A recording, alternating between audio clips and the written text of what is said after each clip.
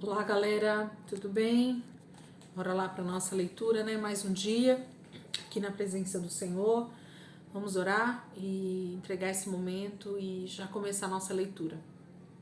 Jesus, muito obrigado por mais esse dia. Hoje já é sexta-feira, Senhor. Nós queremos te agradecer por tudo que o Senhor já fez até aqui nessa semana, pelos textos que nós lemos. E sabemos, Pai, que grande ensino o Senhor já tem trazido ao nosso coração.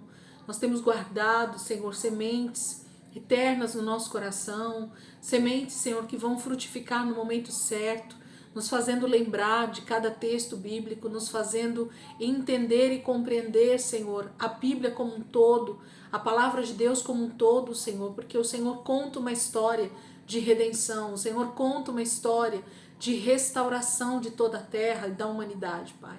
Muito obrigada, Jesus, por aquilo que o Senhor já tem feito em nós.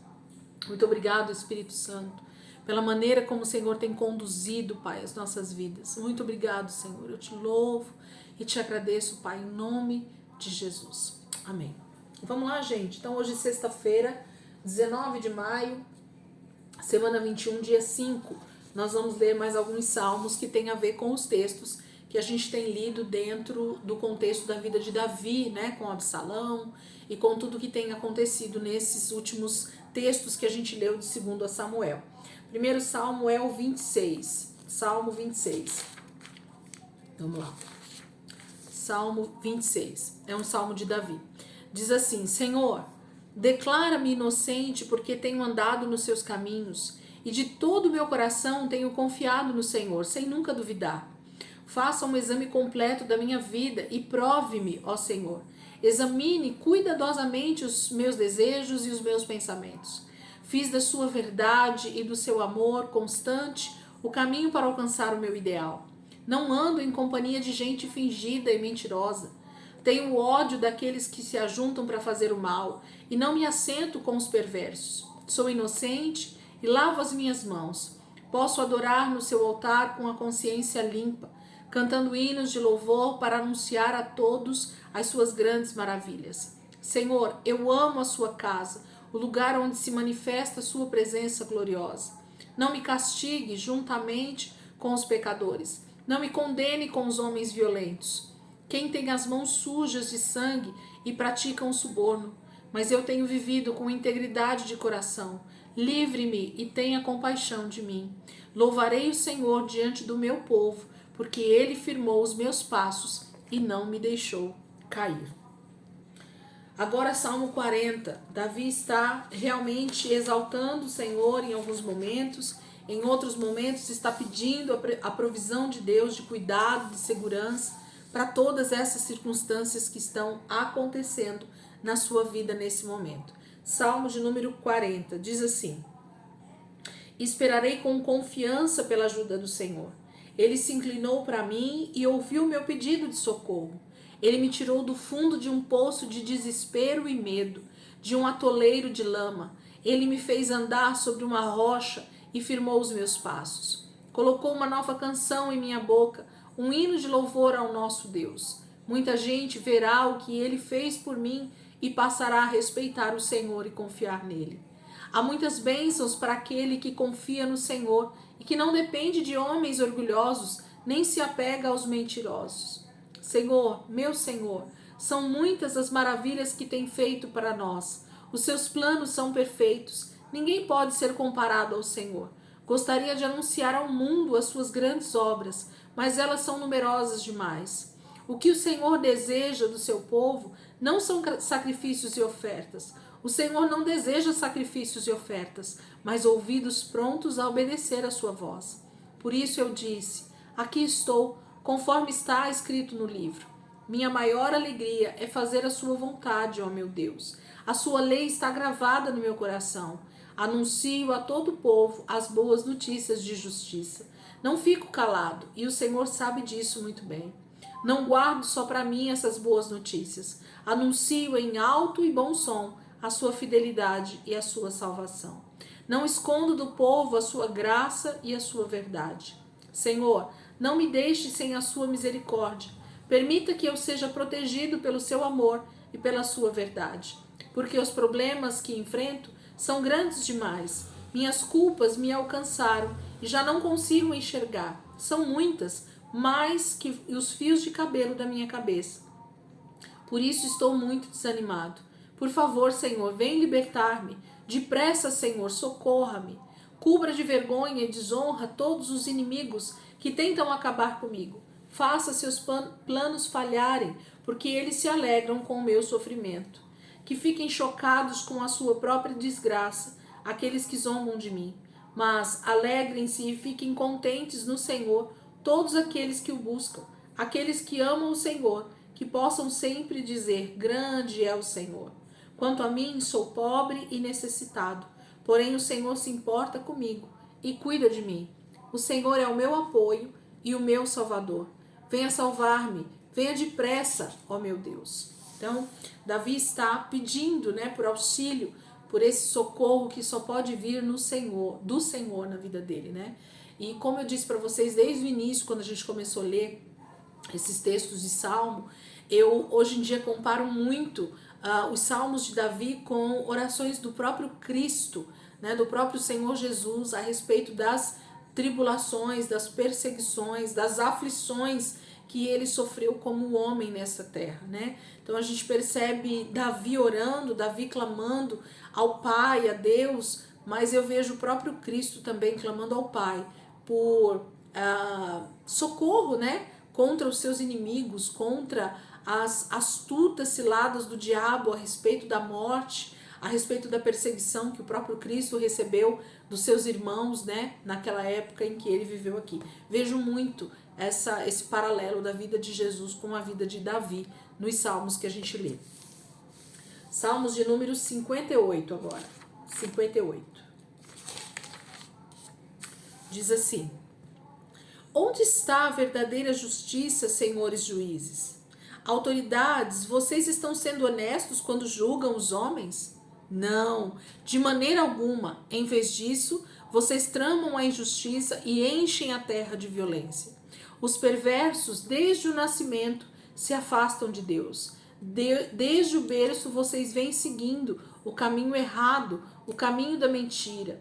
Eles são venenosos como serpentes, tapam os ouvidos como a cobra que se faz de surda, para não ouvir a música dos encantadores mais experientes. Ó Deus, quebre os dentes deles, porque são ferozes como leões fortes.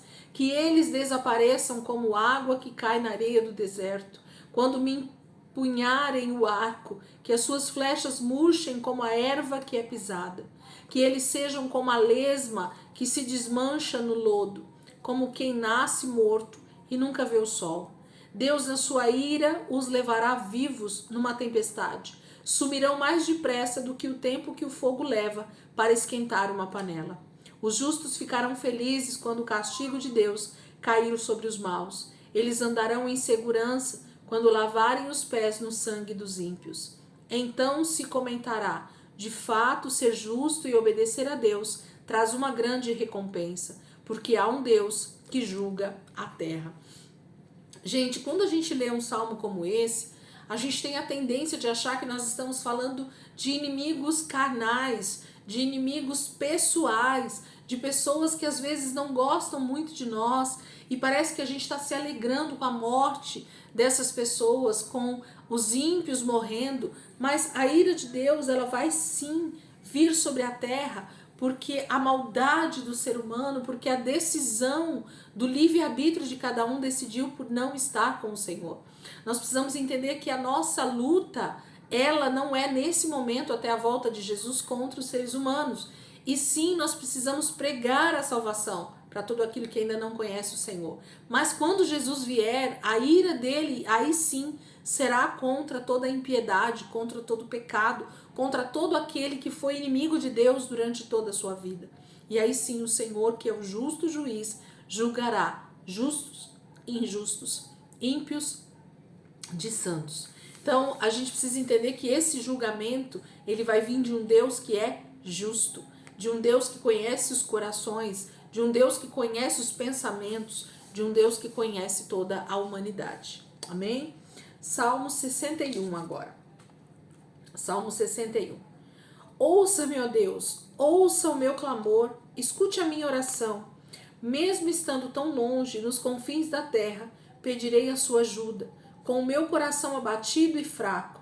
Leve-me para um lugar seguro e protegido que não possa alcançar sozinho. O Senhor é a minha fortaleza segura, uma torre forte contra o inimigo. Viverei para sempre na sua presença e sempre procurarei abrigo debaixo das suas asas. Ó Deus, o Senhor ouviu as minhas promessas e me deu a herança guardada para quem o ama e respeita. Dê vida longa ao rei, que viva para muitas gerações, que ele viva bem perto do Senhor para sempre, que ele seja guardado pelo amor e pela fidelidade de Deus. Então cantarei hinos ao Senhor durante toda a minha vida, dia após dia, para cumprir as promessas que fiz a ele. Então, Salmo 61, enaltecendo, engrandecendo o nome do Senhor. 62. Deus é a minha única esperança. Nele eu confio e fico tranquilo, porque dele vem a minha salvação. Somente ele é a rocha que me salva. Ele é o meu protetor. Os problemas da vida nunca conseguirão me derrotar. Até quando vocês vão procurar me derrubar como se eu fosse um muro inclinado ou uma cerca prestes a cair? Vocês só pensam em me derrubar da minha posição elevada. Para isso usam a mentira. Com a boca abençoam, mas o coração está cheio de ódio. Descanso somente em Deus, confio nele e minha alma fica tranquila. Ele é a fonte da minha esperança. Somente ele é a rocha que me salva. Ele é meu protetor. Os problemas da vida não conseguirão me derrubar. A minha salvação e a minha honra dependem somente de Deus. Ele é a minha rocha firme e a minha proteção. Ó meu povo, confio no Senhor a cada momento. Leve a ele o peso do seu coração, pois Deus é o nosso refúgio. Os homens são como um sopro, sejam eles de famílias importantes ou de origem humilde. Se fossem colocados numa balança, não pesariam nada. Não confiem nas riquezas obtidas por roubo, nem se orgulhem do que ganharam com a exploração. Se vocês ficarem ricos, não entreguem seus corações à riqueza. Mas de uma vez eu ouvi Deus dizer: o poder pertence a Deus. E o Senhor também é a fonte do amor fiel, porque retribuirá a cada um o que merece, conforme as suas ações. O salmista pedindo, que a nossa confiança esteja no Senhor, jamais nas riquezas, jamais no nosso braço forte, jamais na nossa posição elevada, porque o ser humano é como um sopro. A gente está aqui agora, nesse exato momento, lendo a palavra, e nós podemos, daqui a 1 hora, daqui 30 minutos, daqui 10 minutos, daqui um dia, daqui 2 dias, não estarmos mais vivos, porque o Senhor é aquele que tem todo o domínio na mão da nossa vida e também da nossa morte. Então a gente precisa entender que nossa vida está nas mãos do nosso Deus, do único e suficiente Deus da nossa vida. Então a nossa confiança precisa estar nele, a nossa garantia precisa ser ele, o nosso maior tesouro tem que ser ele, não as riquezas, não as nossas conquistas, não as nossas posses, não tudo aquilo que a gente acha que conquista nessa terra e que tem realmente o valor para nós. Não, o Senhor tem que ser o nosso verdadeiro tesouro. 64, Salmo 64, diz assim: ouça-me, ó Deus, quando eu contar os meus problemas. Proteja a minha vida dos planos ameaçadores de meus inimigos. Defenda-me da conspiração dos perversos e do tumulto dos malfeitores. Suas línguas são afiadas como espadas. Eles atiram contra mim palavras agudas como flechas envenenadas. Querem me destruir à traição. Atacam o justo de repente e não têm medo de ser castigados. Eles animam uns aos outros a fazerem coisas malignas. Fazem reuniões secretas para preparar suas armadilhas, pensando: aqui ninguém nos achará. Procuram oportunidades e maneiras de fazer o mal. Passam longas horas planejando e descobrindo maldades no fundo de seus corações. Mas Deus mesmo derrubará essa gente com suas flechas. De repente eles cairão por terra, mortalmente feridos. Tropeçarão e cairão pelas próprias palavras. Seus planos virarão contra eles. Todos se afastarão deles, vendo seu fim. Quando isso acontecer, todos os homens temerão a Deus e reconhecerão como Ele é grande e poderoso. Entenderão e contarão uns aos outros as suas maravilhas. Os justos se alegrarão no Senhor e nele buscarão refúgio. Quem anda pelos retos caminhos de Deus vibrará de alegria. Mais uma vez, falando de justiça de Deus, né? Da volta de Jesus, cumprindo todo o propósito nessa terra, trazendo então o julgamento real, o julgamento preciso de Deus sobre toda a maldade, sobre toda a injustiça, ou sobre toda a justiça também, né? Deus julgará justos e injustos, ímpios de pecadores, né? De justos, de santos. Então a gente vai ver a própria mão do Senhor fazendo com que todas as coisas sejam reveladas, sejam descortinadas, sejam colocadas para que todos vejam quem realmente estava temendo a Deus, quem realmente estava obediente ao Senhor, quem realmente estava decidindo a sua vida baseada na palavra de Deus, né? Então, a palavra fala que os justos, no final aqui, né, se alegrarão no Senhor e nele buscarão refúgio. Quem anda pelos retos caminhos de Deus vibrará de alegria. O nosso vibrar de alegria não vai ser pela morte dos ímpios, mas vai ser pela fidelidade de Deus para com o nosso sacrifício, porque nessa terra nós temos muitas aflições, né? Realmente servir a Deus nunca foi algo muito fácil nesse mundo caído, né? Onde o príncipe desse mundo é Satanás, ele tem regido. Então a injustiça tem operado, sim, a injustiça tem reinado muitas vezes. Nós temos visto, sim, o mal vencer o bem aparentemente nessa terra, né? Mas na volta de Jesus, a nossa expectativa, a nossa esperança é que justamente o Senhor mostre aí sim a sua verdadeira justiça, a sua verdadeira fidelidade, o seu verdadeiro amor para com toda a humanidade que decidiu se voltar para Ele, obedecer a palavra dEle e estar com Ele em relacionamento diário. Amém, queridos? Deus abençoe, que vocês possam meditar, são salmos maravilhosos, né? De Davi aqui falando conosco. Existe muita coisa dentro do livro de Salmos que pode ser estudado, que pode ser refletido, que pode ser meditado. E amanhã, sábado, né, a gente vai estar aqui fazendo a leitura de 2 Samuel, continuando os textos, e domingo mais um pouco do livro de Salmos. A gente, durante algum tempo, né, vai ficar aqui com Davi, com essa história maravilhosa, porque nós vamos ver o desfecho, né, daquilo que Deus está fazendo na vida de Davi. A gente ainda tem mais 2 semanas aproximadamente, né, com Davi, e aí sim, já com a morte de Davi e o início do reino do seu filho Salomão. A gente vai entrar lá na semana 23, a gente já entra dentro do contexto da vida de Salomão. Amém? Deus abençoe, ótimo dia aí para vocês, ótima sexta-feira, início de final de semana aí para todos nós, né? E com certeza o Senhor tem grandes coisas para fazer na nossa vida aí durante esses próximos dias. Deus abençoe e até amanhã, se Deus quiser.